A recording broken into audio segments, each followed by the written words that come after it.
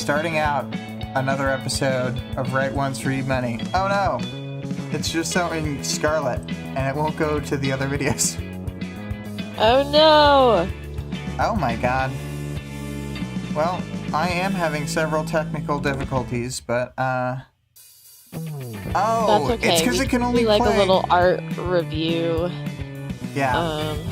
So, you'll all have gotten to see a really old picture of Scarlett. And then, I'll pull up the speed draw in a second. I didn't know it would hijack the thing the speed draw was using to play the music. Yeah, that's fine. Well,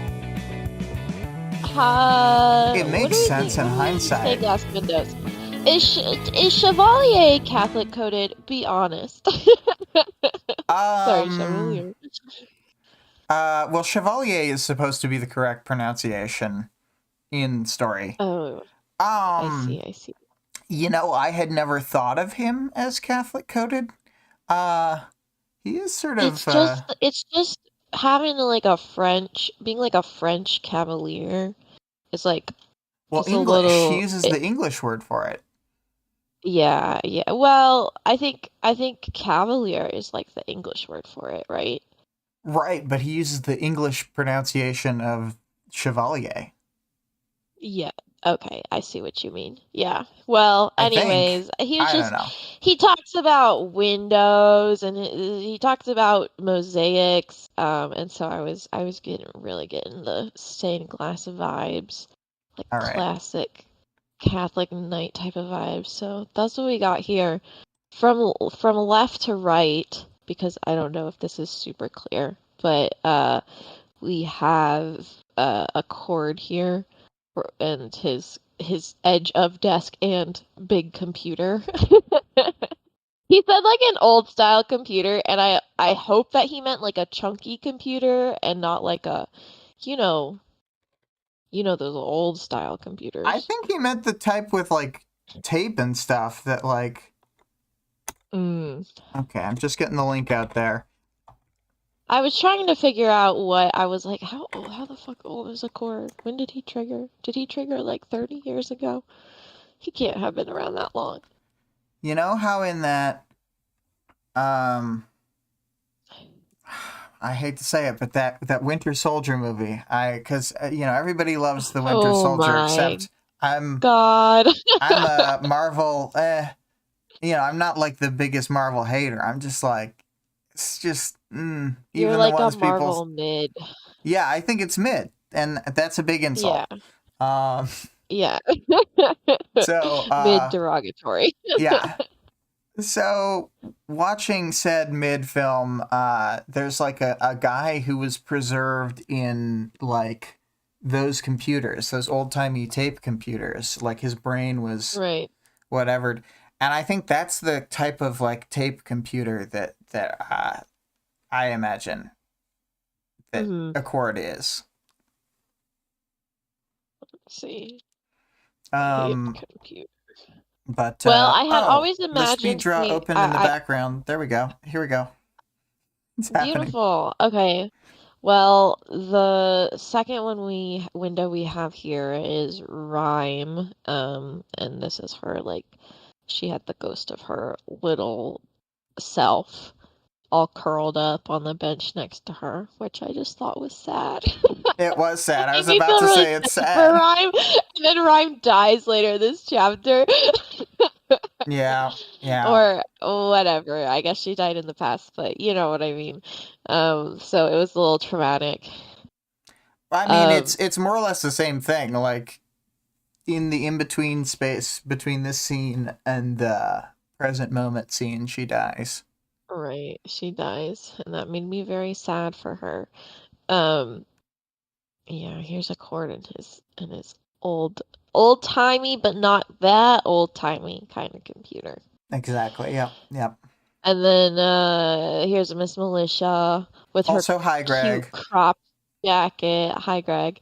And her trauma children behind her.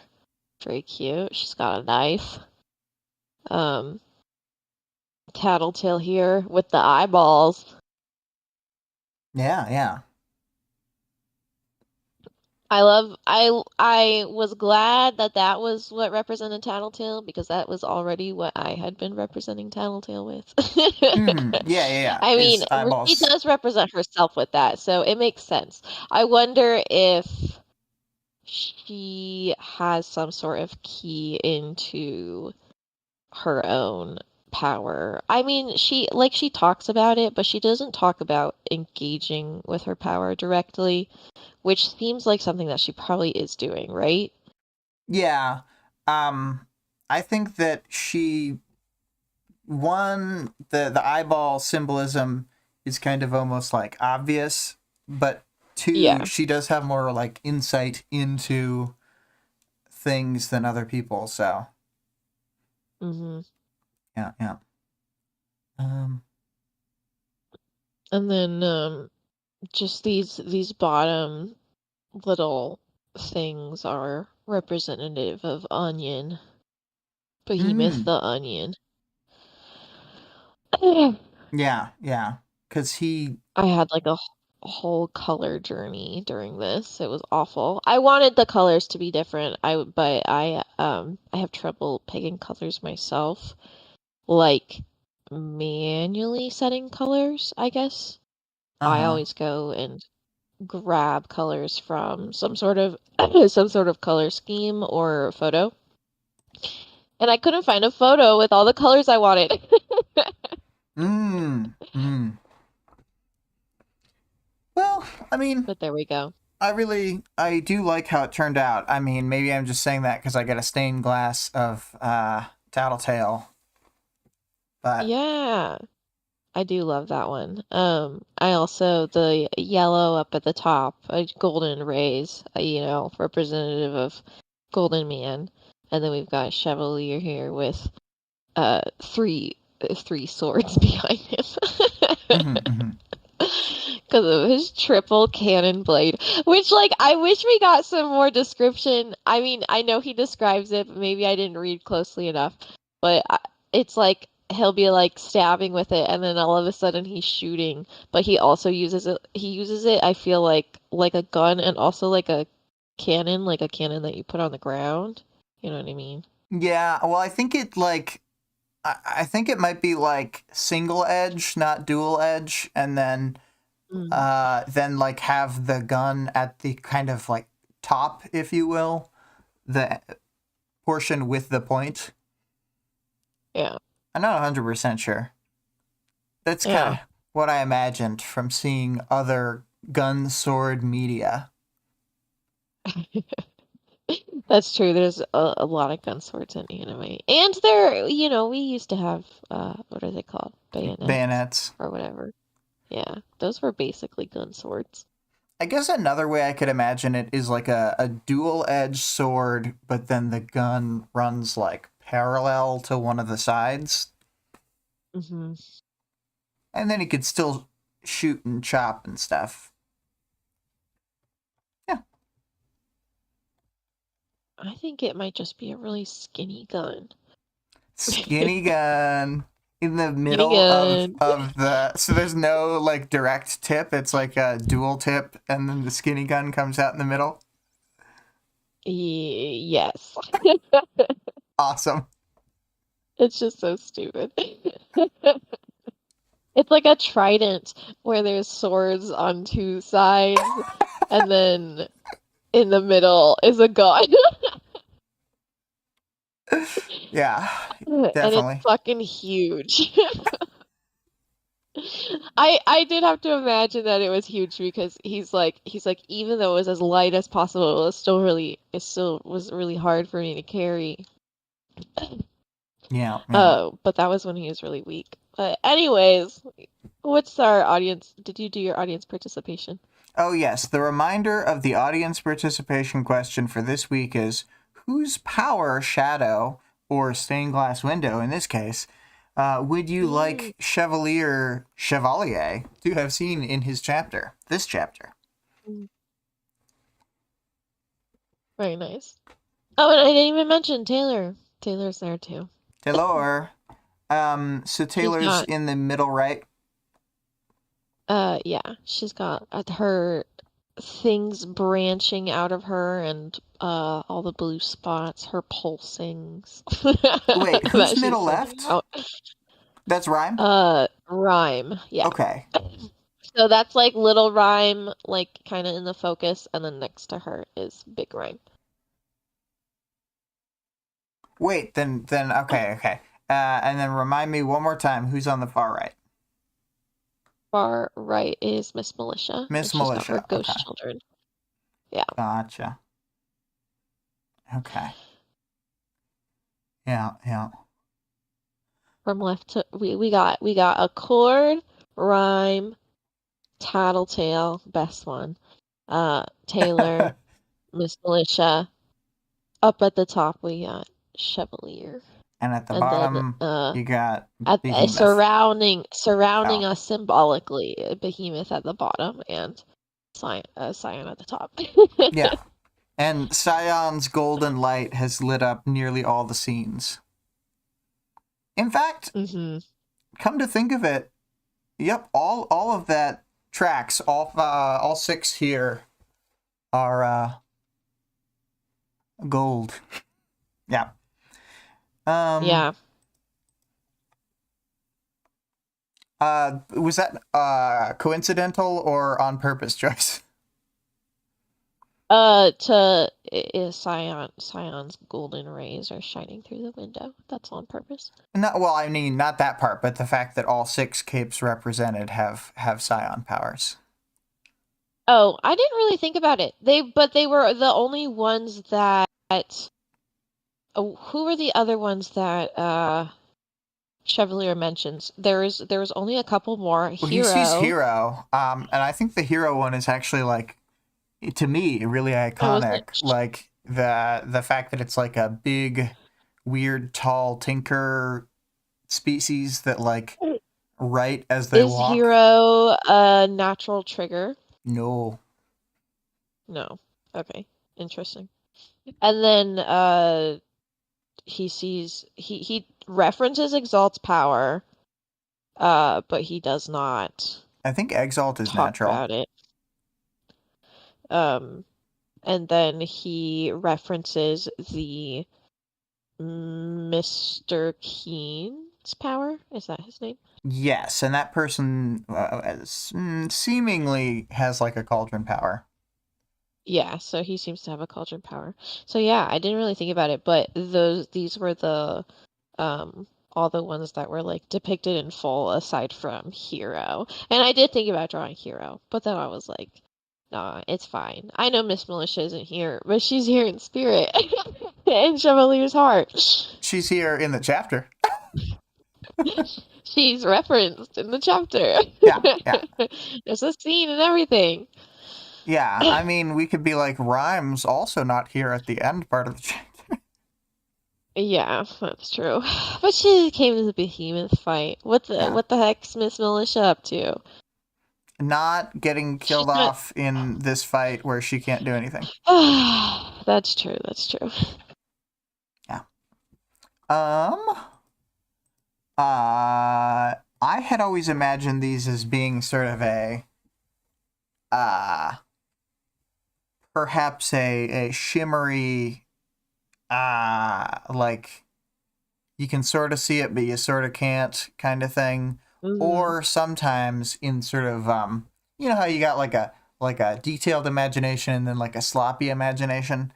In my like sloppy imagination, I had imagined just a much more basic, like a whole like little cloud is behind them with scene playing on it for Chevalier only. And it looked sort of like the Super Smash Brothers level pink cloud, where pink clouds come up and show memories of what happens in the game Mother. Yeah, I imagined them as like, I don't know. I get like after images in my eyeballs a lot, so just like an after image situation. Yeah. That makes sense. Where every time you like where you like if you kind of look at it, you can't really see it, but if you move your eyes around, then you can see them better. And then you start blinking to try and look at it better, but because it's smudging the Yeah. whole time, then it's like you still can't see it anyway. And Miss Melicia's like, "Why are you blinking so much, Chevalier?" He's like, I've got something in my eye. He's Normally like, people "Can say you that when stop they're changing your crying, gun, please?" but he's not crying yet. Yeah. Um. Anyway, yeah. Anyway, so the themes, we put escalation as one. There's clear like we start at the uh, beginning of the wards where they're very optimistic, etc. It's unclear to me what year it's supposed to be. So like maybe the Endbringers aren't even out and about yet. Hopeful time period. And then boy, we just see a list of like, oh, this disaster happened and that disaster happened and this is when this person died. Um, you Oh know. my God, yeah. Um, and things seem pretty dire in this story moment. But Mm-hmm. yeah. Then also layers slash onions. He do be Yeah. like the onion boy. We got so many layers going on, okay? Behemoth, Scholar. Mm-hmm. Um, also just the pressures of leadership and like I don't know, Chevalier inheriting something shitty and now everything's his responsibility. Like he stresses about that a lot throughout the chapter. And it's like it's a kind of ironic, I guess, because we end the chapter and he's like, "Ah, great, everybody's cheering with me." But that's probably not actually how things are going to go down, because that's never how things go down. Yeah, yeah. Yeah. So, Into it. yeah, I mean, yeah, let's go. We start out with Hero introducing Chevalier to a group of 9 other team capes. Man, can you imagine having if all the wards teams had 10 people? Do our current wards teams have 10 people? No. If you think about like story start version of this Ward's team, there was Vista, Kidwin, Clock Blocker, Shadow Stalker, Gallant, who Browbeat. Don't Browbeat. forget. Don't forget. There's more though. Shadow I think there Stalker. was like 1 or 2 more. So there was like six to Oh, and eight. Aegis. So there's like 7. Okay. Yeah. So maybe they're like, I mean, maybe they like aim for 10. I guess they wouldn't really like ever turn away any, would they? I think that they were kind of getting all the people from all the places for this one, and then like Mm. the Brockton Bay team is just people who actually live in Brockton Bay. Yeah. Well, so we've got our 9 other teen capes. So Chevalier sizes them all up and he chooses to sit next to little Miss Militia. So cute. Um, I don't know how old they're supposed to be. They're like teenagers or whatever. I think they're like So, 16. And yeah. yeah, so she's had her power for like a long time. Miss Militia has seen it all. I was just thinking that, like, the fact that Chevalier and Miss Militia have been here since the beginning, like, of the Endbringers existing is so crazy. Yeah, yeah. Um, so Chevalier has the ability, like a side effect from his power, where he sees these like shadows from everybody's passengers or from like related to their trigger event. And whenever Hannah changes weapons, then he sees the flash of her trigger event. Like her holding the gun and all the children behind her, which is just awful. Um, there's a rich boy cape, and he rudely points out that Miss Militia doesn't even speak English, and Hero's like, "Shut the fuck up." Yeah, I yeah. like Hero's response here. I appreciate it. He's like blatantly like, I know what you think, but I don't want to talk about that. Yeah, yeah. Um, so he kind of leads into a pep talk, where Hero tells the kids that now that they're all free from dealing with crisis after crisis, and they'll have plenty of time to properly train and prepare to be heroes. That's so sweet, isn't it? Mm-hmm. I can't even see. Imagine getting to read this book instead, where it's all cute. Well, but inevitably, if they wrote this book, it would lead to, it would be the, the fiction gets darker over time kind of thing. No, oh no, that's true. He, we would It still would end be up like with book Worm. 5 would really pop off. Yeah. Yeah. Um, Alexandria and Legend and Eidolon all show up, and the kids are like, "Oh!" They all perk up. But they're still like, I don't know. He says that they perk up, but like also none of them are like doing anything or saying anything or smiling, active listening. I guess they're teenagers. Um, Maybe they're so so enamored by the bigness of these heroes that they're just silent. oh, that could be it. Mm-hmm. Except for Mouse Girl. Yeah, yeah. And we So know Hero, that's another thing. We know that Mouse Protector is not only can you? dead, but like had just the terrible fate, and it was recent too. And the fact that she wasn't just some random cape, but was literally a hero cape that had been here from the start, the first wards team, and then that horrible, horrible, horrible thing happened to her. Yeah, yeah, Oh, Mouse Protector. I mean, I know she's having a good time in the afterlife. She's she thinks it's funny yeah. She thinks to it's torture funny that the Mark got blowed up or blowed her well, up. that I part, mean, not that part, not that part. I meant the part where she got fused into a rat. she thinks it's funny to take it out on Ravager. Uh, Yeah. yeah, yeah. She's just that like inwardly. It was just fully petty, on such a Yeah. fundamental I level. mean, Yeah. that would be Hell me. yeah. If I got fused with my worst enemy, You'd be like, take that. I would just, I'd be like, take that, bitch. Now I can annoy you all day. Yeah. Um, Dark stuff. so Hero prompts everybody to start the party. They got cake, they got soda. They're celebrating the inaugural, I can't ever say that word, wards team. Mm-hmm. So, Chevalier turns and offers to grab Hannah cake and soda. Which like I know that Chevalier's like, I'm not in love with Hannah, but it seems like he is. Because she can Yeah. go I get don't her know. own cake and soda. It's fine. I don't think he does Okay. anything crazy. No, I don't think he does anything crazy, but I do think that he's like, ah.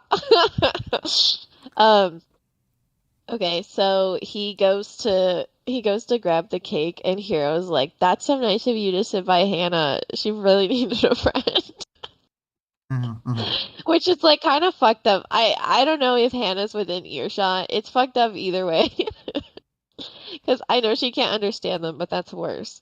Um, Is she still going so by? I forgot. Did she like change the pronunciation, or was it still Hana despite the spell it was change? written as Hannah, but Mm. I didn't listen to the chapter. Okay. But I Maybe think I'll the maybe I'll like spelling was look different. on her chapter sometime. But yeah,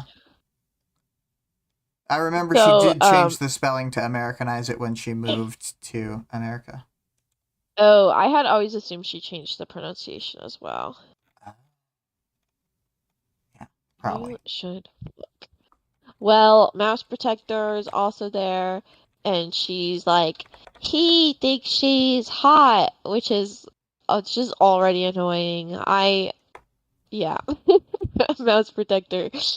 So the rich boy Reed steps in, and he like basically tells everybody that Chevalier's a badass who beat up some horrible gang, and Hero tries to shut it down because he's like, this is a fresh start for everyone. But Chevalier tells the rest of the story, and I pulled a quote here. Mm-hmm. Chevalier felt strangely calm as he spoke. Not like that. Alexandria caught up with me at the very end, when I was trying to decide what I'd do with him. She told me she'd stand by and let me kill the guy if I really had to, but I'd go to jail afterwards. That, or I could come with her. Come here. Hero frowned, glancing at Alexandria, who had gathered at one corner of the room with Eidolon and Legend. They were looking at the kids, talking, smiling. I'm glad you made the right choice. Chevalier shrugged. I'm not sure I did. He thinks in his mind, but he does not say. But it's in italicized text, so he super thinks it. He thinks it really loudly to himself. He's like, so if there are people who can read thoughts, they're hearing this shit.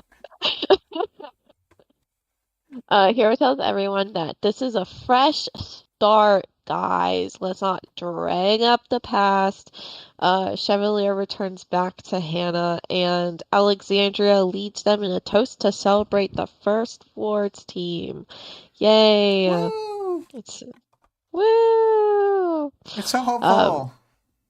It's so hopeful. It makes me so sad that Hero was like so dedicated. He's like, no, this is gonna be a fresh start. You guys don't have to run away anymore. You guys don't have to go crisis after crisis.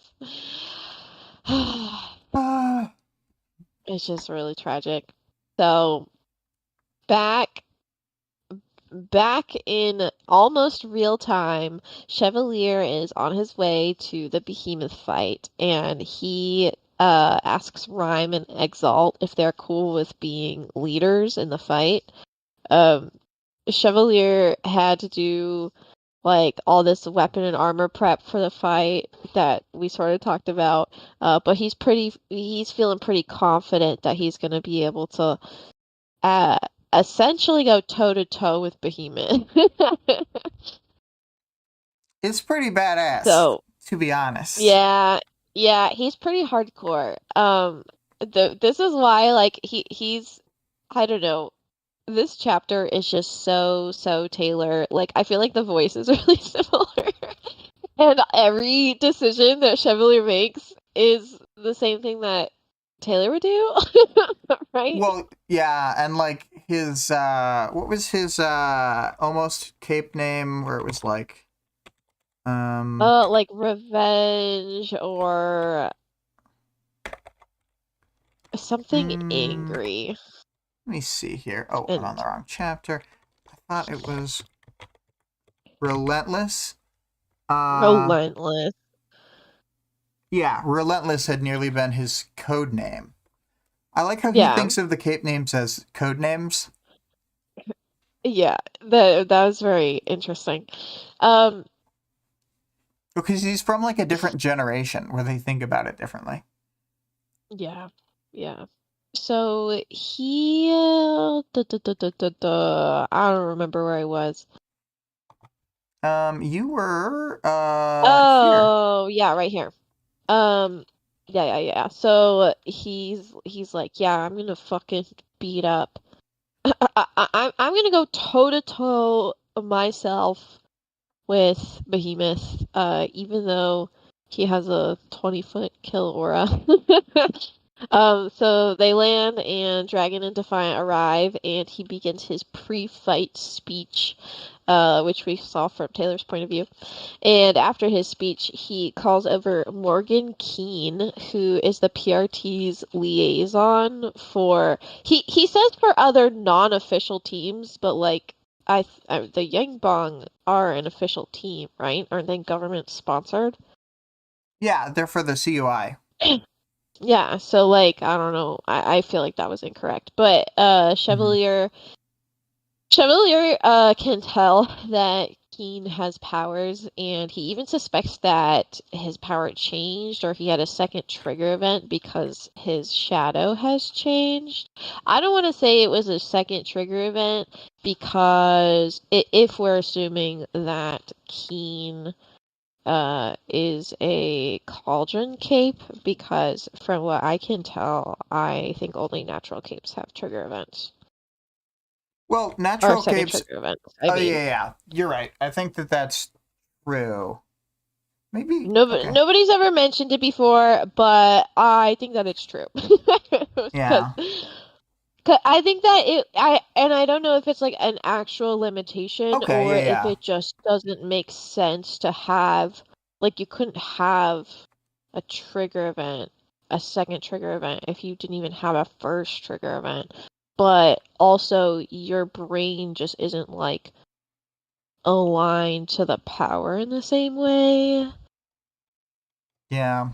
I think So, the trigger event with a cauldron power is basically trying to bridge the gap between you and what the power is, because it's like mhm. with with our main case example we have of battery, like it took a power that had nothing to do with her personality and centered around her frame of mind at the time of the trigger event. Right, right. Yeah. Yeah. I guess you're Well, right. So Keen is probably a natural but the thing is non-cauldron. that he's like looking at his shadow and he can't tell if there's been a second trigger. It's not like it's brighter like I guess Taylor's that's is. true. Maybe he just It's doesn't. it's Hmm. just that he's like something's different and he's like that's weird and that makes me suspicious. Yeah. Yeah. Hmm. Anyway. So, Um. yeah. But Keen knows right away that the reason he's upset is that the Yangbon are here, and uh, he would have known about it if he had listened to his voicemails, which I thought was funny. But like, Yeah. how recent were these voicemails? Because we have bigger fish to fry. I left you the um, voicemail 5 minutes ago, and you still haven't 5 heard minutes it. ago, you idiot. um, so Keen says that although they can't trust them, they are an asset, and also Alexandria told him to do it. Okay. It wasn't his fault.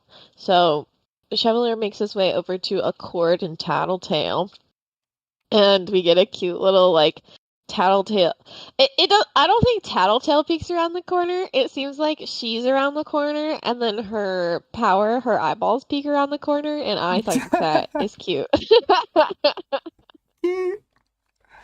um. So, Accord says that his defensive line is a disaster unless Chevalier's planning on himself going melee against Behemoth. And he's like, yeah, if I'm gonna put people on the front lines, like I've gotta be willing to do that as well. Um, which is commendable. But Accord gets really triggered and starts mansplaining battle tactics. And Chevalier's just getting really irritated. Yeah, a He court is like in this very room to say quickly is actually. yeah. So Tattletale tells them she's been watching old Endbringer footage and that the Endbringers are just acting. Starts talking about the fucking onions again. They start to argue about Endbringer intelligence. When we are rudely interrupted by an assassin from the Yang Clan, and then he goes, "You lunatic!" He yells the line that's really well delivered on one of the chapters. You lunatic! Yeah. He tries to slash Cody, but since he is Yangbon, his powers, there's like 40 shadow things all like on top of each other. It's like, you're And distracting it's me. throwing, yeah, it's like really throwing him off. And he's like, he knew my weakness, Yeah, yeah. which is clearly not true. Um, so Chevalier can't get a clear shot. He notices a time power used on him a couple of times. And I have a quote here. Yeah. By the way, Greg had said, you see, Endbringers are like ogres. Yeah. But the True. With quote, layers. the quote be, but the opponent was sloppy, letting him get dangerously close between resets. It was a question of letting him make a mistake, occupying his attention, so the thinkers would be safe. A chess game, moving the knight to keep the king in checkmate. There was only so much space in the room, and he could position himself to force the Yangban member to move further, to have less time to react or to act, leaving more room for a mistake. No, he could hear a chord murmuring, the word barely above a whisper. He chanced a glance at the pair. Tattletale had a hand on her holster, and a chord had stopped her. Wow. Wow. I just saw that. I just love any moment where Cody catches a stray, because he's like, wow, he's got time powers, and then he's immediately like, the opponent was sloppy.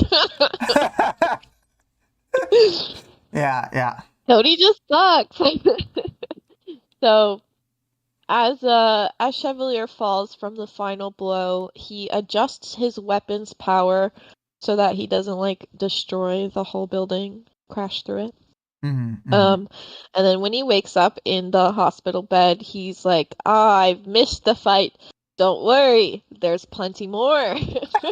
So he tries to talk to Tattletale, but she can't talk because she's got a tube in her throat. So she walks over and he's reading the notes on her phone.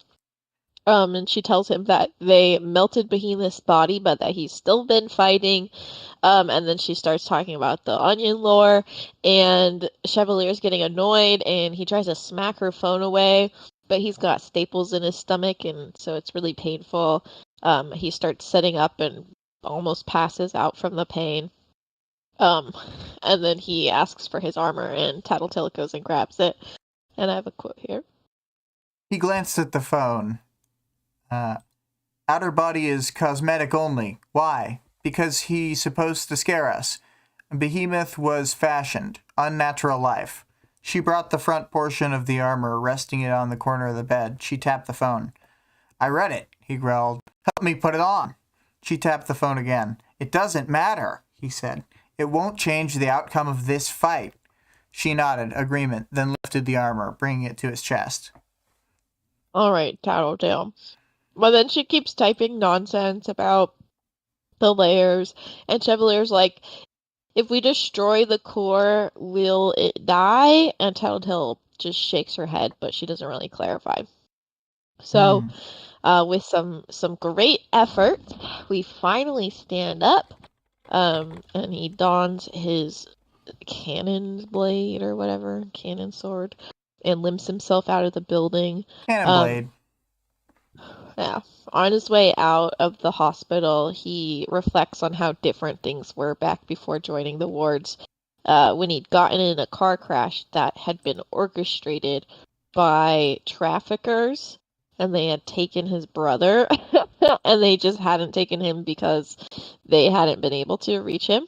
And the accident had caused his trigger event, so he became a vigilante and went after the traffickers. And he thinks about how he was so fueled by anger and pain, just like back then. So, sad. He slashes the front doors open, which is really, he's like, the doors are too heavy. So he hits them with his sword instead. I can't open these. Yeah. Well, it's like when you're a video game character with like shitty verbs and you can only slash things. So it's like, I guess I'm slashing this door open. Yeah. And he's like, sees the battleground for the first time, and he's like, what the fuck? Alexandria is here? What the fuck? Behemoth is a stick man? And it was he, an like, all-star lineup. I saw Alexandria. I saw Stick Behemoth. He starts like marching forward, seemingly to fight Behemoth himself, despite the fact that all of his supporting forces are either dead or missing. And he ends up collapsing on the floor and starts firing his cannon blade at Behemoth. Um, and he hits his his half-developed leg, that's been regrown, and causes him to fall down. And Behemoth starts crawling on his 3 legs, and he gets curb stomped by Alexandria. And then Chevalier feels some sort of power acting on him, and he realizes that Usher is alive, and he's using his power so that he can get in Behemoth's kill range. I have a quote here. Chevalier pulled his sword from the ground, swayed, and very fell over. Defiant caught him. Old friend, Chevalier thought, though he didn't have the breath to speak. So I just thought it was kind of gay. It's kind of gay. I'm just confused by the.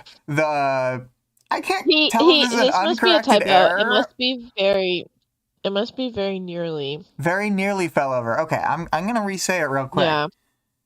Our boy, and I'm gonna keep vacillating between how I say it by accident every time. But Me too. Chevalier pulled his sword from the ground, swayed, and nearly fell over. Defiant caught him. Old friend, Chevalier thought, though he didn't have the breath to speak. You see what I'm saying? I see what you're saying. Kiss. Yeah. They didn't have the breath to speak, so they kiss. Yeah. Okay. They kiss. They share breath. Gay. Okay, so Chevalier starts. They share breath. Going towards. Chevalier starts going towards the Endbringer. Usher's power protects him from being just immediately burned up by the kill aura, but he finds out that there's no air in the area, so he brings 2 blows down. He brings 2 blows down on Behemoth, and he kind of is stumbling around him and swinging his arm at him because that's just the best that he can do right now. And he's stabbing, trying to get towards the core, which Tattletale indicated was in his collar. Behemoth swipes at Chevalier, but he's able to block it with his blade, and then he digs his weapon into the deepest wound, and Behemoth lurches away, which does give Chevalier, luckily, a second to breathe, literally. So, Weaver and her gang are up to some bullshit again, cutting Endbringer limbs off. And Chevalier's just so proud of her not being evil right now. Yeah. He loves it. So Behemoth's arm gets almost all the way ripped off. And then Alexandria swoops in and then just steals Weaver's kill, which is fucked up. Now she's gonna get all the credit for ripping off the arm when it was really Weaver. Yeah. I don't know. It's just typical Alexandria is all I'm saying. But Chevalier is kind of trapped under Behemoth, and he realizes that all his armor has fused together. I don't know if this was because of the heat, because he switched to radiation. Was this the radiation that did this? I think so. Is that a thing? Okay. I'm not sure, because I don't think radiation just melts stuff exactly like that, but I don't know. Yeah, but it was really a lot of radiation. It was a lot. It was a lot. So he can't even move because he's he's one giant block of metal now. And he can't get access to his power, and he's lol, this is just like my trigger event, and then he's god damn it, and now I won't get a second trigger. So he kind of pulls himself out of it, and he's able to use his power. I do like that part. I even found it funny the first time around when he was Now I know I won't get a second trigger. Yeah. So good. It's just the same thing I would think. I would be like, oh, I thought about having a trigger event. Now I'm not going to get one. And this situation sucks. Yeah. Yeah, so he... I do want to Go say, ahead. I think we sort of scooted past it when we talked about the being proud of Taylor thing. It's like he specifically thinks, like, this is what the Wards program was all about. That's so sad. Um, so he is like pulling for his power or whatever, and he's just like thinking nonsense, but he feels like his power acts on its own and it like basically dissolves his armor. So now that he's free and can move again, he takes his sword and he just like grows it and grows it and grows it, Jack Slash style, stabbing Behemoth, which is just come on.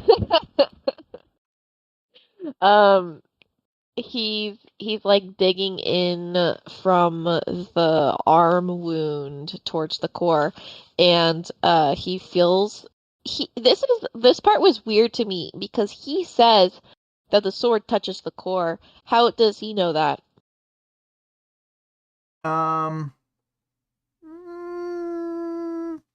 Let's see. Do you think that he can like feel it? I think his power maybe like kind of reacts in a negative way to getting close to it, maybe. I'm trying to see, Yeah. because there's the point when he kind of, when his sword gives out, right? He touches it. He says the tip of the sword touches the core, and then the sword separates. Yeah. Into the three separate cannon blade components. Okay.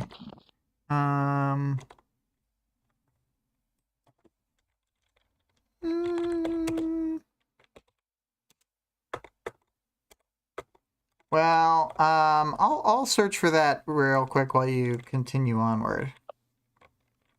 Okay, well, so his blades separate and Behemoth knocks Chevalier to the ground, breaks all his fucking ribs, runs off to burrow again. Chevalier interprets this as the fight being over, but he doesn't know that Behemoth's been doing this burrowing technique lately, so it's unclear whether it was over or not.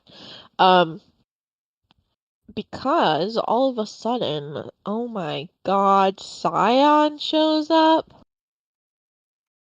Finally, So, after all this time, we've yeah. been waiting the whole fight. That's what Chevalier says. He's like pissed off that fucking Scion's here now, and he's like, "Oh, you're healing everybody? Like, thanks a lot. Like, that's so helpful."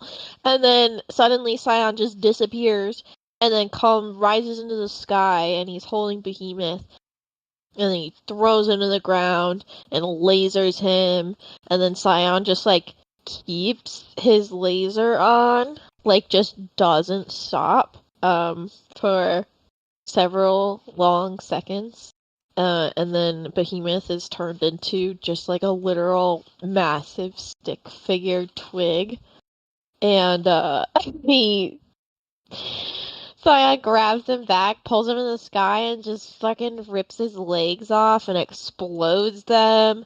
And Behemoth is still like fighting back somehow and knocks himself out of Scion's grasp. And so he just starts lasering him. I wrote lasers, beams, explosion. Behemoth starts to self-destruct, but Gru is like in a helicopter and drops all his darkness on him, so that the bomb it doesn't hurt anybody. And Scion finishes him and sweeps the darkness away with his final laser. All the capes start cheering, and Chevalier imagines all the world cheering alongside them. Aww. Yeah. I did find the spot. It's What a sweet chapter. how sweet. Before he could, the sword's tip touched the core, and everything went wrong. His power abruptly ceased to take effect, and the blade came apart in its 3 individual pieces. They slid from the wound, falling down around him. Yeah, so apparently touching the core, made his power not work. Yeah, I just don't know how he would know that he had touched the core, or just that Behemoth just had done vibes. something weird. I guess. I think it's vibes. I mean, that's his whole thing. He sees powers and he's like, man, I get good vibes from you. He's like, what if I took all 3 of these vibes and kind of mashed him around? Yeah. That too. Let's see here. Did I have anything to say about this? The Scion bit, the only thing I guess that I was surprised that Scion showed up and actually killed Behemoth. That's a thing for sure. But I was also, even though it's an Endbringer, surprised at how long it kept going on and not dying, and it kept needing just one more push, It kept needing more and more murdered, yeah. More and more laser.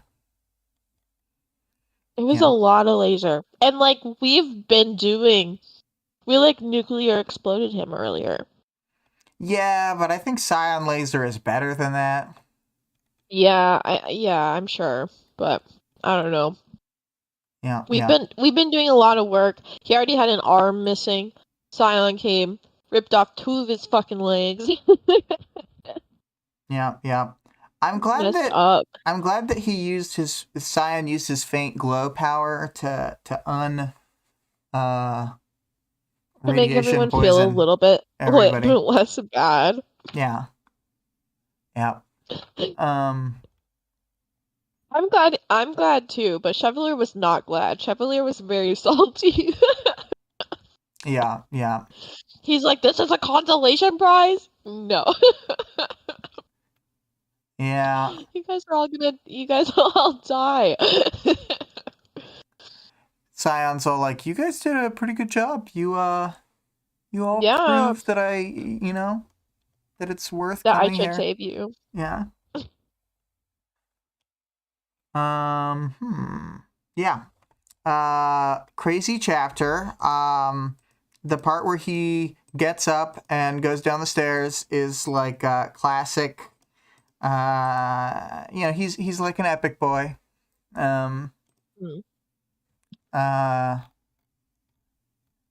We love Chevalier. We all think he's a cool guy.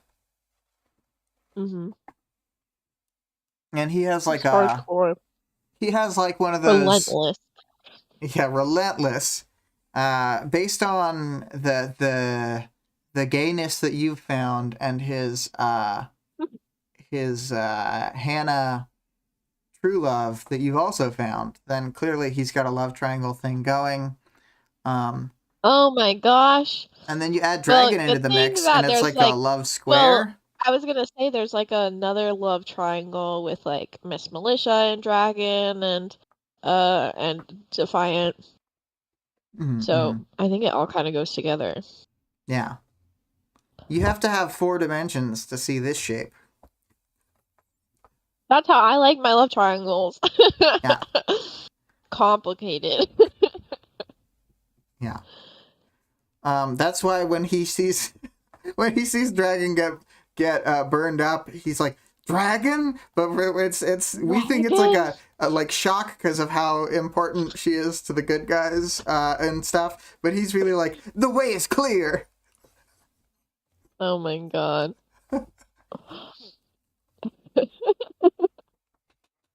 Yeah. Yeah, does that happen before or after he gets held by Defiant? Oh, it happens after.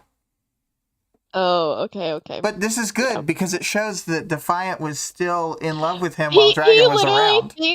I'm just saying, he literally thinks about Defiant again, as his own paragraph. He's like, I needed a second chance. Hannah needed a second chance. New paragraph. Defiant needed a second chance. Defiant was a bad boy who needed a second chance and a kiss. He did. He did. Second chance romance. Yeah. And it's true because it cute. rhymes. I ship it, okay? Oh, I know. I can tell. Anyway. For arc stuff, like, wow. How many times, let me go to the table of contents. I feel like there are not that many times that we have gotten one of these interlude, like, actually does the end action of a thing. There is the Danny, Victoria, Wards, Brutus, Gregor the Snail, Canary, Hana, Coil, Alec, Dragon. I guess the one time is the whole back half of Arc 11 was the Slaughterhouse 9 interludes. So that one actually is continuing the core action in that. Jack and Battery, no. Pig-O, not really. Sierra and Legend, not really. The Rory Krishner, that's Triumph. No. The Echidna interlude, I guess? No, not really. Yeah. This is the first time I think that it's happened in the story that there's an interlude like this that ends the core fight or core narrative of an arc. I don't know. So that's very interesting. It will start. Yep. It will start to be a thing, though. In 1, 2, 3. There are like 2, potentially 3 more times it happens, and there's only 6 more arcs left. So, it becomes kind of common near the end of the story. Anyway, what do you feel about this chapter and its place in this arc?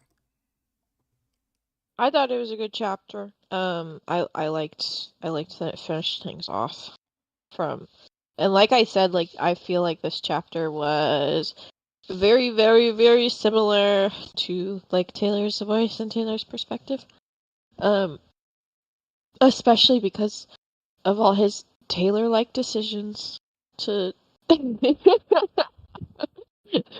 like the scene where he's like marching out of the hospital and towards Behemoth, like that's all the same shit. Yeah. That our girl was doing. And I mean, there'll be times later when Taylor will be thinking about like him and just be like, oh no, it's fine. He's the guy who did and then lists this event. Yeah. Yeah. So it's kind of funny because she respects him in that exactly what you're describing, that they're like equally as reckless and equally as like hardcore and stoic as parahumans. Yeah.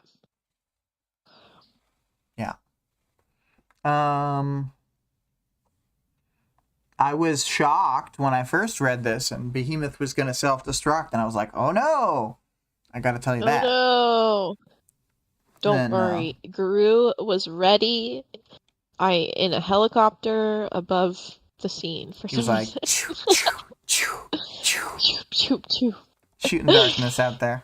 He's like, I prepped all my darkness in advance, like Taylor, and then he just opens the door and it all falls out. Oh man, that would be really funny if they were flying like that, and then the guy in the fence like, I can't see. I can't see or hear or smell. Oh man, yeah. But yeah,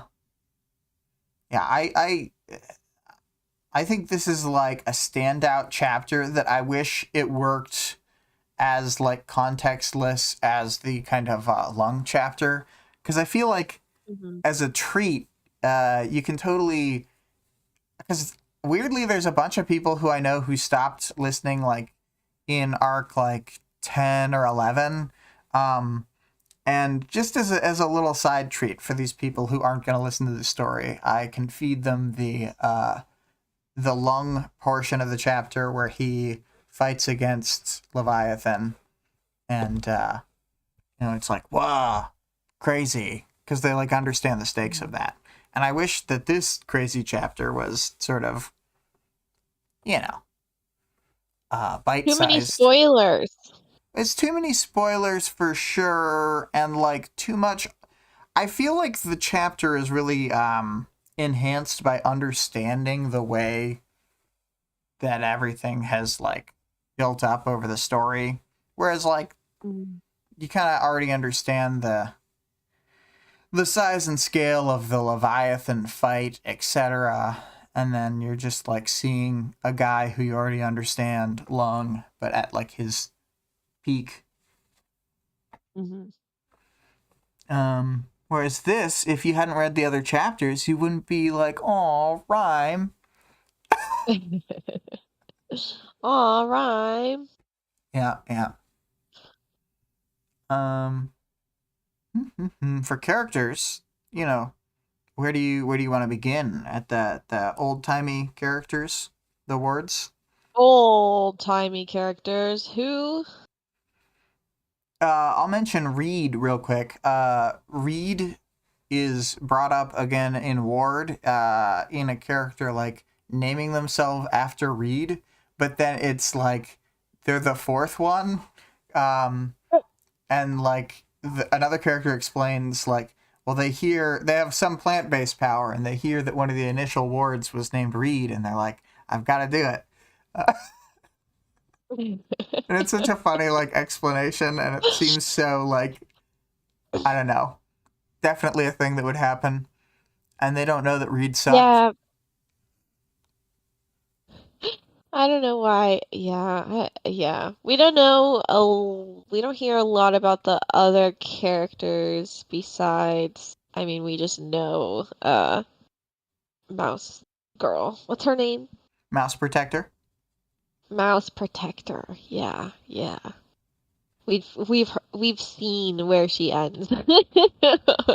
Yes. Um, and she was just a giggly, immature teenage girl that likes to mock people, I guess. I'm not exactly sure what the vibes were. I feel like she was like Regent without the Regent backstory in terms of just like always trying to piss people off. Um, Yeah, you know, yeah, as that's true. the core goal to get under people's skin. Mm. Yeah. Um, Well, yeah, there's like a few other people mentioned, but it's more notable like their after images, which I feel like we should talk about in Powers, Knowledge, and World Building. yeah. One of them, the guy who's dressed up like vigilante of the night in appearance. Um, I I was like thinking just now that that's so generic that that could be anyone in their first iteration costume. Yeah. But yeah, um, yeah, That could be I that could be anybody. That could be Taylor. Oh my God. Taylor's here as a boy Taylor's from here? before she was born. Look, that's basically what happens in the epilogue. Yeah, yeah.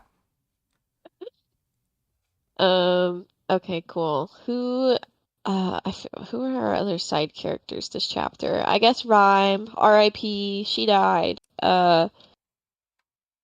This was her first like big leadership thing, I guess. I don't know. It's like we kind of started talking about the leadership stuff, and then he was like, I'm gonna throw you a softball question. And then the softball question is like, do you want to do this?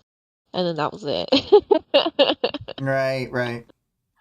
So I'm not exactly sure, how she felt about it or anything like that. So Exalt was kind of it was the same situation. He was there, but we didn't see a lot from him. Um, I guess like Accord and Tattletale are next two. Yeah. And Cord and Tattletale are like I feel like yeah, seeing the Cody assassination attempt again, like he's bringing down all the most important people, and even though he sucks, he happens to have like a perfect counter to fighting our boy. Yeah. What a dick. I was so unhappy to see him again when I thought I had seen the last of him. Yeah, yeah. Um. Oh man, there's gonna be another flashback chapter that's just all Cody. No! Yeah, yeah. Um. Oh God. Oops, all Cody. Yeah, yeah. Uh, but yeah, I agree with you. I'm not sure exactly, like, they don't have enough development on the leadership thing to really get much into that. But I do think that it's supposed to sort of show that, like, they keep trying to lay these plans and it keeps getting fucked up. No matter Yeah, they had just what. all these backup plans, and then all the backups died. Yeah, yeah. Oh Um, boy. all right. Well, Accord, I hate to say it, but Accord was right. We needed more backup plans. Too bad he got cut, sliced up before he could come up with anything good. Yeah, yeah. He has the moment that we see where he stops Tattletale from pulling the gun, which probably is why she's alive, etc. So he got a freebie good points Hmm. character moment at the end. It's He like got post one hoc, good boy point. yeah. Post hoc, you get to do a good thing. Yeah, I was trying to remember if we had seen that part from Cody's side, which I don't think so. Yeah, I don't think so. Hmm. And I had scrolled down and like been skimming through the comments and Wildbow said Oh, something about like I know. No. This was on the parahumans. Um but Wildbow had said something like that some of some of the stuff that he added here was to try to like clear things up or like fix things from the Cody chapter. And I wonder if people were like, why didn't Tattletale just fucking shoot him? I don't know. yeah. And he was like, "Oh well, Accord said no." But I did like that. I liked having that moment because I mean Tattletale trusts Accord. I mean as much as she can here. Um that he's saying the right thing. Also, I did a just I scrolled down to the comments. Very first one is that Wildbow's saying this is the longest chapter yet. So, Oh, this one? yep, it is at 10,015 words. Yeah, like 5,000 of those words was Scion just lasering Behemoth over and Just over. laying into him. There Yeah. was like a lot of killing Behemoth this chapter. Um, R.I.P. Okay, what do we have to say about Tattletale? Tattletale is just on her medium bad behavior this chapter. Not her worst behavior, but I don't understand what she's trying to communicate to Chevalier and like at all. Yeah, and she ends up being right that like he can't destroy the core, but Mm-hmm. I just don't know. I don't know what she wanted him to get from that situation, and like pointing at the phone Yeah. over and over again when he'd read it. Yeah. I don't know. But she's on her full Brattletail arc. She's in Brattletail era still somehow. It seems like the Brattletail era goes on from like the moment Taylor's thing is completed to probably the end of Ward. Yeah.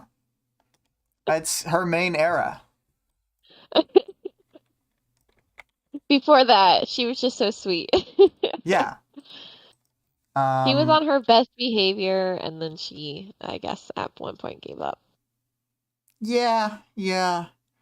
I'm trying to think. She kind of best behaviors again at least once in the story to try and, like, I don't know, mesh with Taylor really well before everything's over. Yeah, do you want to say anything about Taylor? She's got the best power. Chevalier said it. He was like, man, this girl's Yeah. is brighter than everybody else's. We'll just read this portion. Dazed, lungs fit to burst as he held his breath and barely coherent.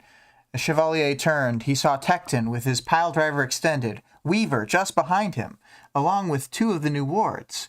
The white supremacist child. Oh my god, it turns out that goddamn Golem was goddamn Theo this whole time. Golem was Theo the whole time, Boston. And we forgot to say the reveal.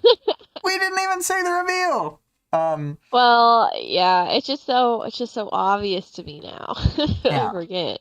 And a boy in a white cloak. Oh, that's all that Annex gets is to be a boy in a white cloak. I know.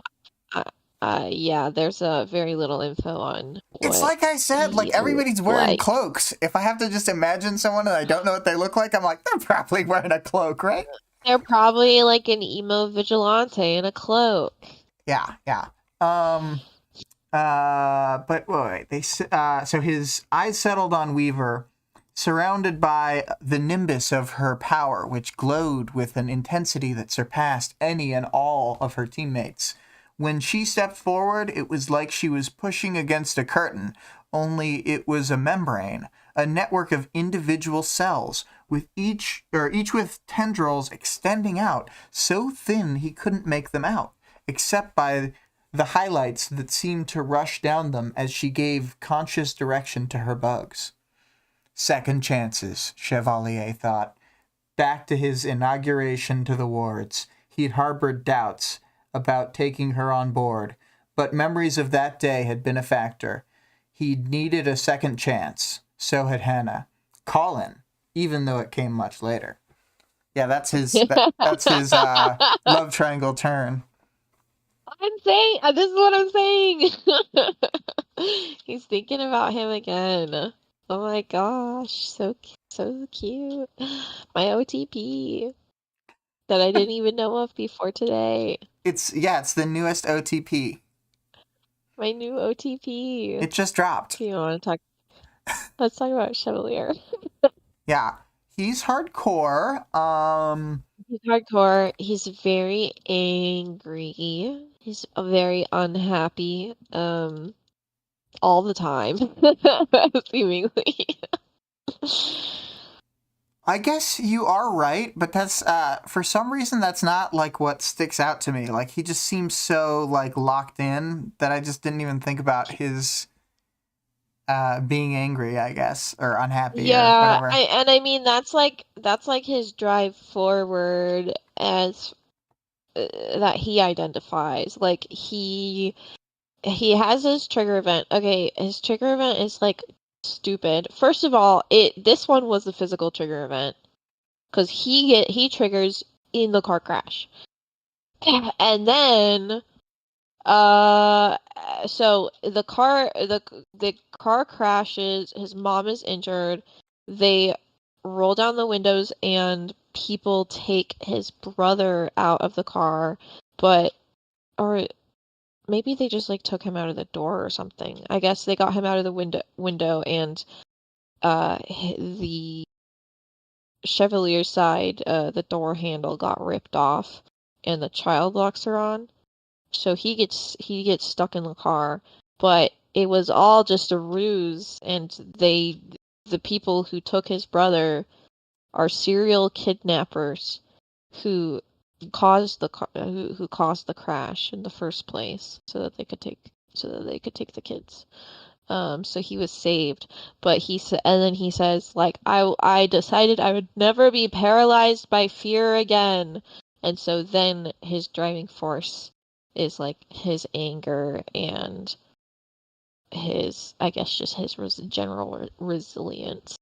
Also, I feel like it's easy to brush over because they kind of only say it like the once, but it's like he got his powers and then maybe he developed them and used them, unclear, but he didn't go after like the unpowered gang until like 3 years later. Just says it like one single time. Yeah, he didn't go after till later. And then like that's the part where I guess Alexandria catches him and then she's like, you can kill him, but then you can't join the wards. So, and then he also like has some sort of self-concept about himself because of this. I don't really know, but he goes into the awards room. Hero's like, take a seat. He's like, oh boy, this is an important decision. He looks at everybody's after images, and then he sees Hannah's go off, and he goes and sits by her. And then when Mouse Protector is harassing him, he says that he just thinks that they're similar, and that's like kind of the story that he sticks to internally. So, and it's, I don't know, it seems like he like feels the same way about Taylor or whatever. It's fine. Me and Colin like, are just similar. Yeah, we want our lips to be in a similar place. So I don't know. It seems like he has some concept, because what he saw with Hannah's trigger, either he's like, oh, her trigger was similar to mine because she, I don't know, wants to protect children or is willing to murder people like I am. Like that was kind of what I took from it, is that she was hard. He looked at her trigger and then he was like, this bitch is hardcore and so am I. And that's why she sits with her. Yeah. Because he sees himself, I don't know, he sees himself as somebody who would do this thing.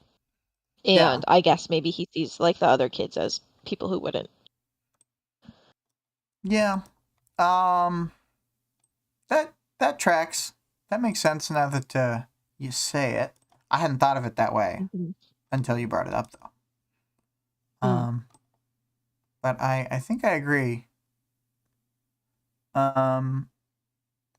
And then as far as him and Taylor, like, if that's the case, like, why he sees a similarity between him and Miss Militia, it's like, Taylor's just the same, but magnified. Yeah.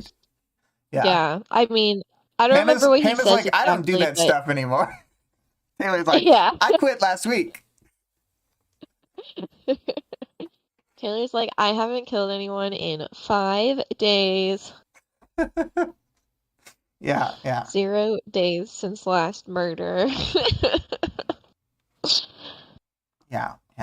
Yeah, I don't know. It's unclear, but like that was kind of my conception of what he was saying. But it could, I don't know, maybe he doesn't have that self-conception.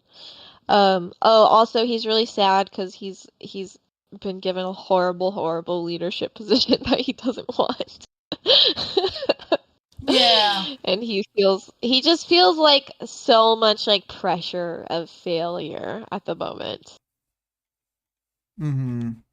I feel like there's a leadership, like the book is examining leadership throughout the whole work, and this is another take on it. We've seen Taylor and we've seen Miss Militia, we've seen Colin as Armsman. all sort of how they interact with situations and other people too. But these are the people we've seen like a lot of. And we're going to see a lot of Chevalier. He's in charge for more than just one chapter. Good job, Chevalier.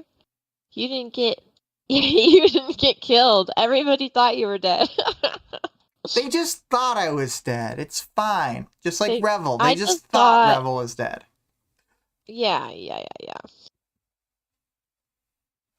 You guys don't know people like us, okay? I feel like Exalt's power would be super annoying to have, because, like, now he's, like, there at the fight, when but he's like... Said that, I was like, I can't do anything. One thing, and then he's just done. Yeah. He's like a guy who comes to the fight, and he only has one ult, and he's like... Yeah. And you gotta use it at, like, the most opportune moment. And he does nail it. Like, he's part of the leg cut off team. He's gotta, he has to know the time, but I don't know. I would have spent it earlier at this point. Well, but that's the thing. That's why he's been, he's trusted with leadership, because he's got all this self-discipline to not expend the charge until just the right moment. And he doesn't wait too long either, in my opinion. How would you know? There's been so many moments. He just knows. He just knew that the fight wasn't going to end after the first really, really big explosion. When you said Behemoth turns into a literal massive stick figure, then I was trying to not cut in to your sentence, but I was thinking, when did Harrow show up? Yeah, for real. Some sexy pencil or something like that. Scary pencil. Yeah. Exactly. Scary goth pencil. Yeah, I don't know how I feel about Behemoth being a stick figure. I didn't like that. I thought you were going to draw Behemoth's stick. Thinner than a skeleton, the Endbringer was little more than a stick figure. I drew Skinny Legend Behemoth last time, but I'm not going to draw full-on stick figure. You wouldn't have been able to see it. They couldn't even... The first time he blows him up, they say that he says the dust dissipates and that there's nothing there. And then Scion goes and he picks up Behemoth. He couldn't even tell that Behemoth was still there. Yeah, I guess you're right. He's so tiny. Yeah. Well, I think it's because Behemoth was already underground. He was underground the first time, and then because he says Scion plunged beneath the ground, heedless of the intervening terrain. I don't know. Maybe he just pushes him. That's what I would have done if I was Scion. I would have pushed him all the way into the earth and then just kind of covered it and seen if he left. Well, he has the new directive from when he met with what's his name. Yeah. We do murder now. We kill. But only the big guys. Don't worry. Don't worry, guys. We'll just do the big guys. Okay, is that it for characters? I think so. Unless you want to talk about Scion and his uselessness. Scion showed up. He was late to the party. He healed everybody. What terrible consolation prize. I personally am glad that this happened because a lot of my favorite characters were here. Yeah. And then he murders Behemoth, like, brutally. And it seems like he just knows how to do it. And he's very efficient, too. Yep. He doesn't I feel like there's a big, like, Behemoth keeps trying to lash out to do one final attack, and he keeps, like, shutting down each attack. Like, no. Yeah. Yeah, he does a really good job. It kind of probably made everybody here question what the fuck was happening before. But, this is the most they've heard in Endbringer ever, so... Greg mentioned that the evil stick is used to describe Harrow, and it's... Yes. Yes. Evil Definitely. stick. Something Classic. like that. Mm-hmm. I remember the line from the Um, book where she goes, like an evil stick. um, let's talk about powers, knowledge, and world building. Yes. I So we wanted get to I wanted to see. talk about what the wards was versus Oh yeah, yeah. versus what it happened to it. Especially like yeah, this is one of the biggest world building moments is the words. Yeah. I appreciate this explanation because when I first started reading Worm, I was like, oh, nobody would let these children do this stuff. But as the story shows us, like this is a very easy slippery slope.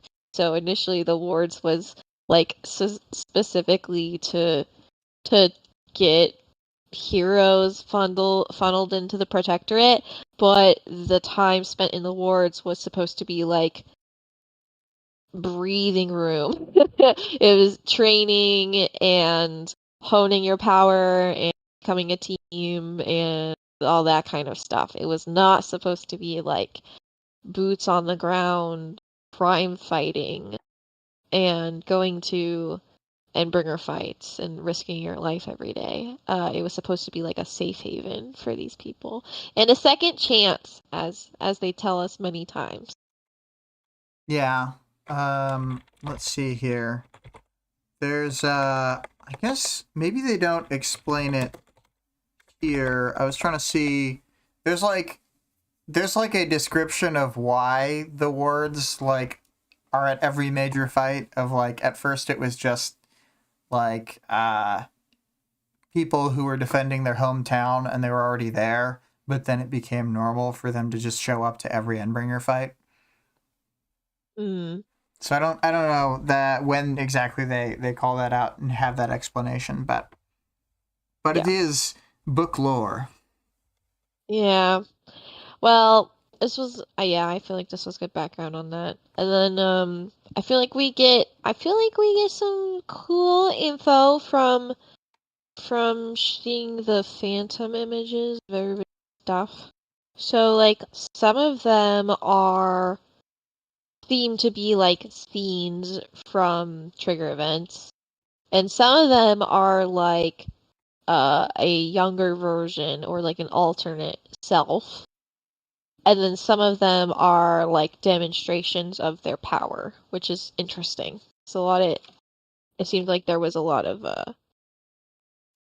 range. And Chevalier kind of implies that it shifts, like each person's scenes and stuff that he sees from them shifts, um, based on like if they're using their power and that kind of thing. Yeah, like even just the weapon changing for Miss Militia made it the scenes sort of not only change but like flare up to different things.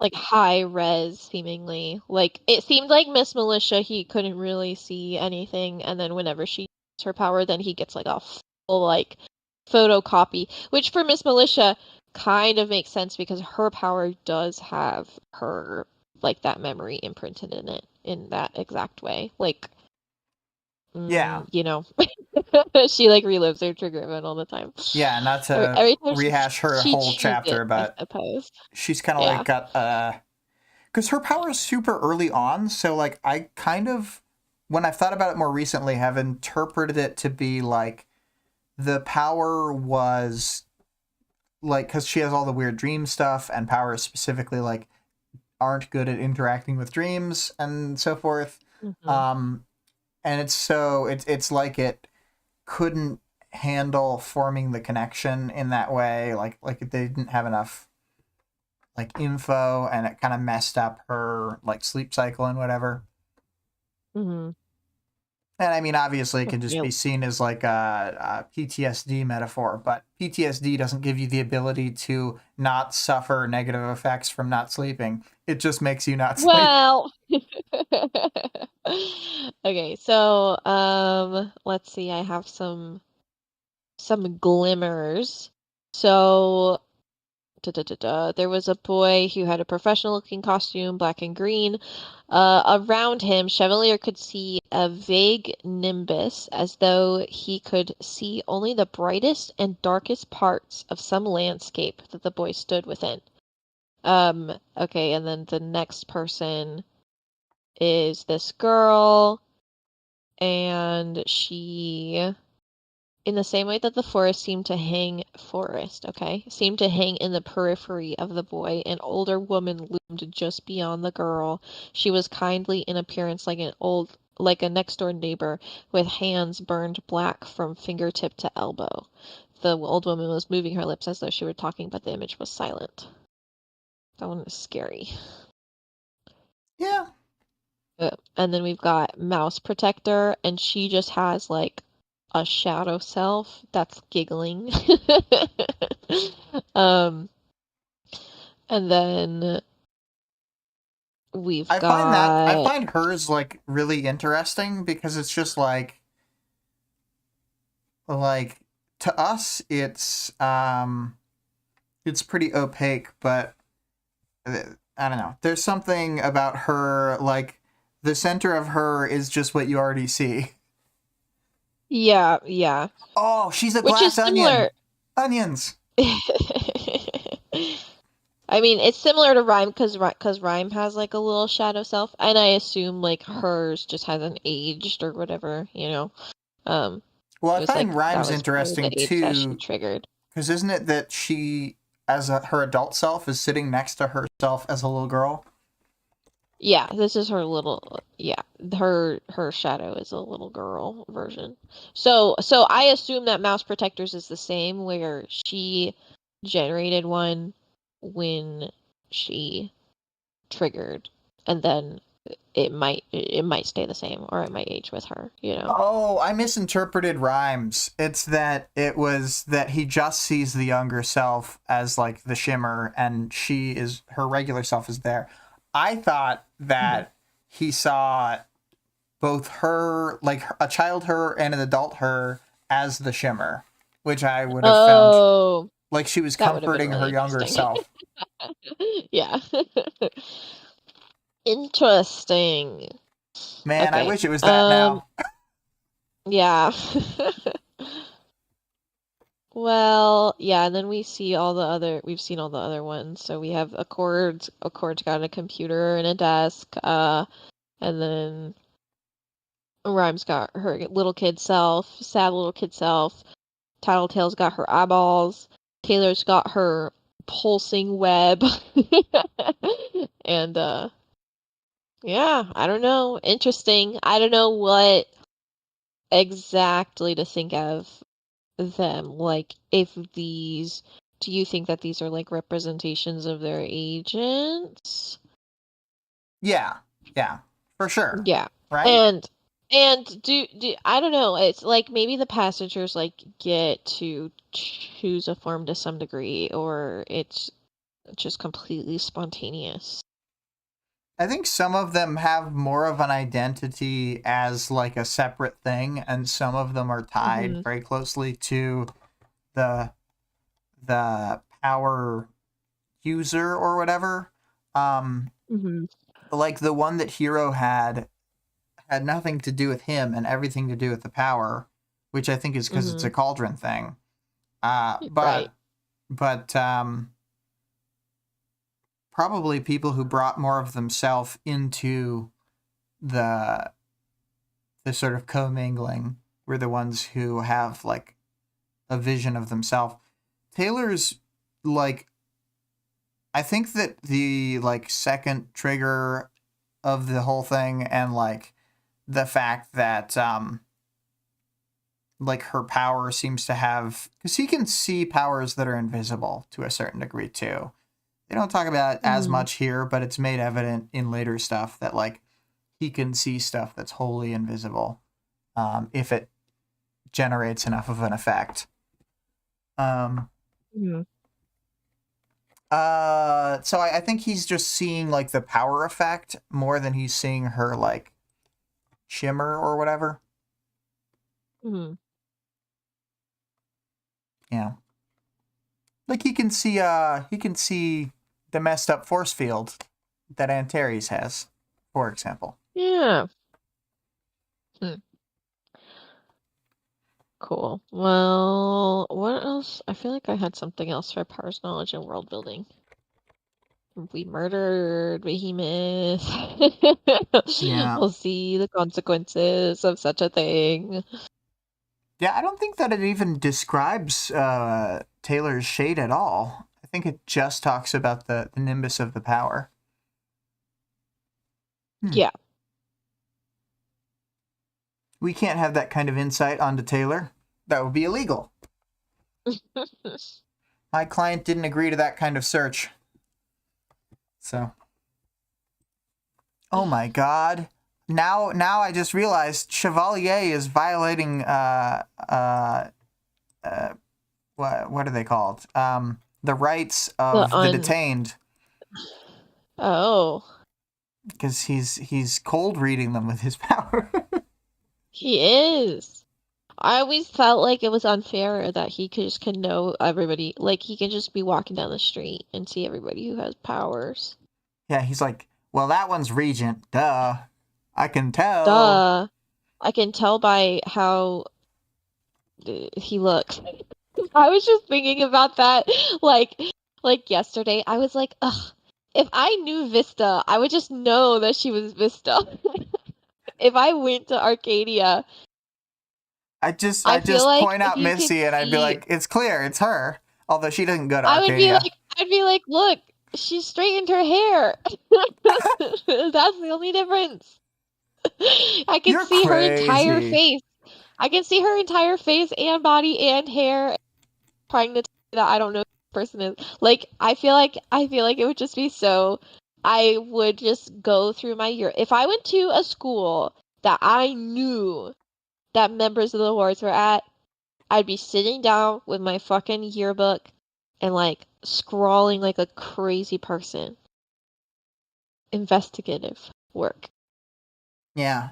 It's a good thing that you're not in this universe. I want to be best friends with them, like Sophia, Sophia and Emma. Yeah.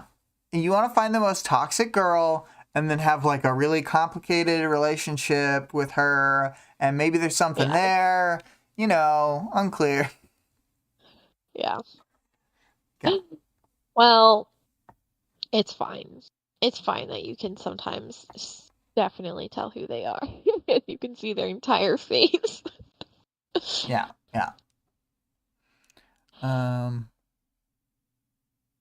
Sometimes they do fully cover themselves so that you can't even tell what their skin tone is, but most of the time they do not do that.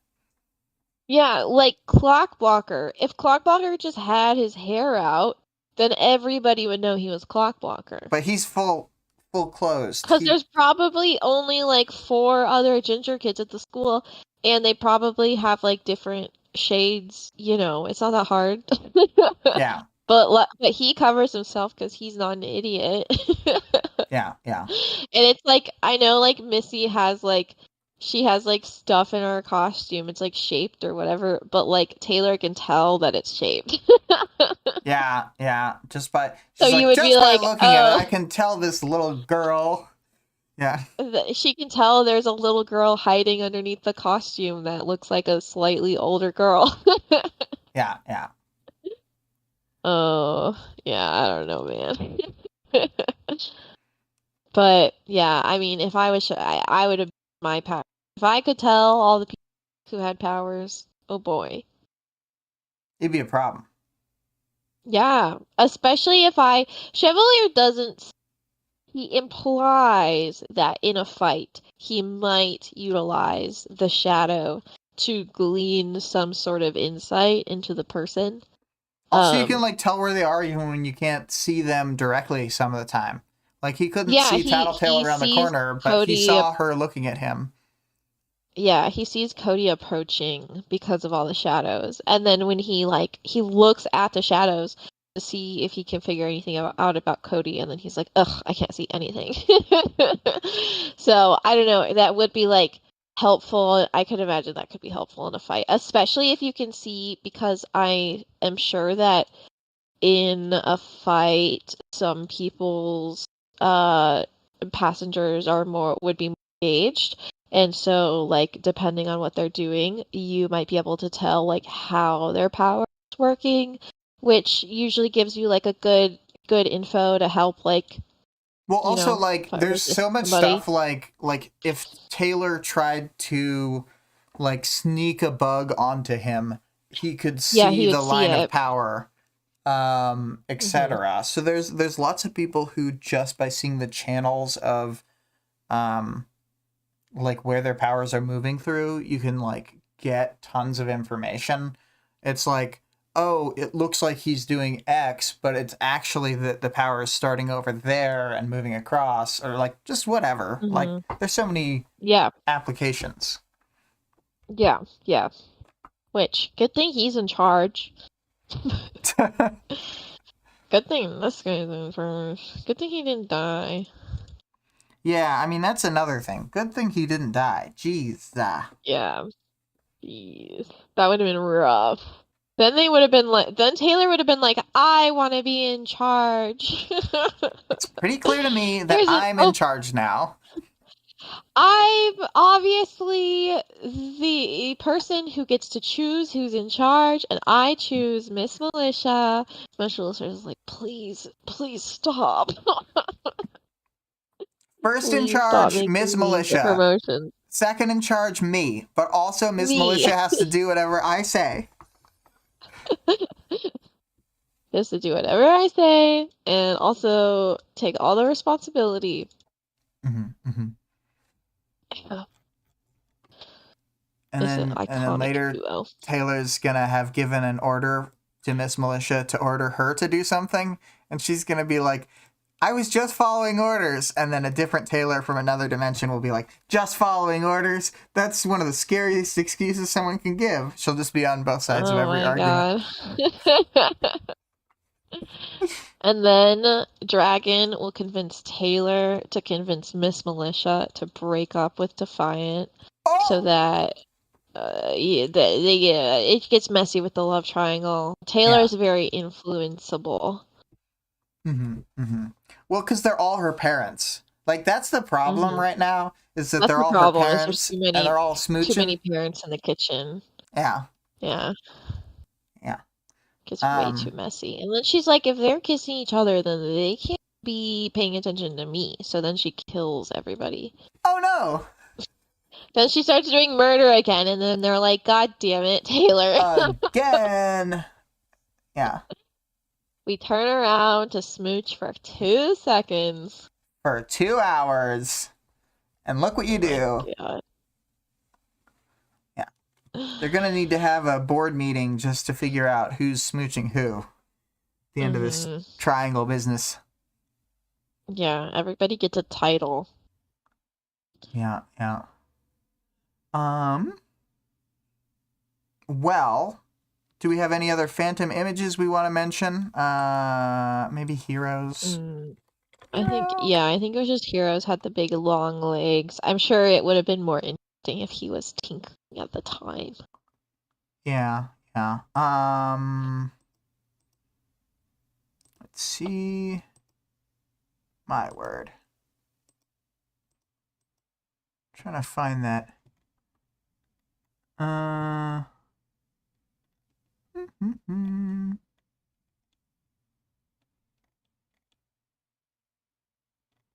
Wow.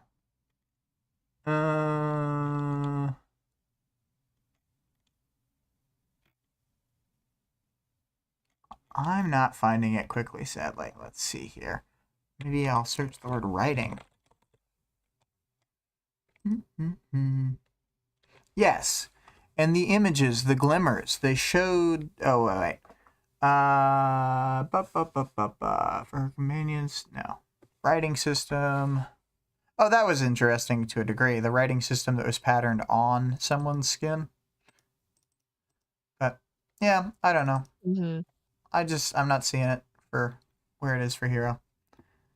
Sad times, but people can reread the chapter if they super gotta find that spot. Do you know your answer to the audience participation question, Victoria? Yeah, what's the audience participation question? Whose power shadow would you like Chevalier to have seen in his chapter? Well, I obviously want a tinker, so I think I would have to. I think I would have to go with dragon because I feel like that would give me a lot of insight about dragon. Dragon. A good answer. Good Because answer. who knows what's going on with that bitch? Like, Yeah. do you think that hers stays with her like main consciousness, or do you think that her like is with her basically like in her server room or wherever she's like actually stored? Um. I think if you like, I think when you look at a mech or the sort of humanoid body that she created, and her like main consciousness is like in it, that Mm, he could probably see the power connected to that. That's my guess, yeah, but I'm that's what I think. not certain. Mm. Um, I think that I would want to see one of them. I'd want to see kind of is like Jack, because I'm like, what, um, what It's like an evil little gremlin is it that gonna has his be? hand. He whispering in his ear all the time. Yeah, maybe that's it. I was gonna say like it's hard to know if it would be like based around Jack himself, or like if it would be some representation of the power, or like what. I have Mhm. no idea. It's Um just a giant knife. mhm. Mhm. A Wow, there's just knife a with knife behind legs. him. Yeah. It just follows him around all the time. That's why he's so simple, simple-minded. So there's not a lot going on. Yeah, yeah. And then other ones that I'd want to see. I wish we had seen Alexandria's. She's in the room, but we don't see anything happen. Yeah, but that's complicated. Yeah, yeah. Um, Yeah. Do you have any others that you'd want to see? I mean, yeah, I want to see everybody's, but I mean, I think I definitely want to see a tinker. I'm interested in more, uh, getting maybe a stranger in there, like Oh yeah, Aisha. can Be he really see interesting. Imp? That's something I was thinking about earlier. Like, I guess I don't know one way or the other, but it seems like he might be able to just see Imp even when the power's active. Yeah, I think it would depend on. I think he would probably just be able to see the power and also see her, but then he would forget about both of them. Hmm. Hmm. Yeah. Because some people like can just directly see through the power, or see that there's a power there and guess what's happening. Hmm. Hmm. Hmm. Hmm. Hmm. Um. But yeah, I think it's a really like. I wonder if Wildbow had thought of this idea of the shimmers before this chapter, or if it was like a brand new idea to give Chevalier some spice, or what. But Hmm. it made me instantly think he was cool, I guess. Um. Uh. And then like I don't know. This chapter's like perfectly crafted to make me think Chevalier is the best. Like it's like he's tied into all this sort of backstory stuff, but in a way that doesn't feel like modern Star Wars, where they just sort of jam everything together all the time. It feels like wow, Hmm. this guy's been here with Hannah since the beginning. That's crazy. Um, Yeah.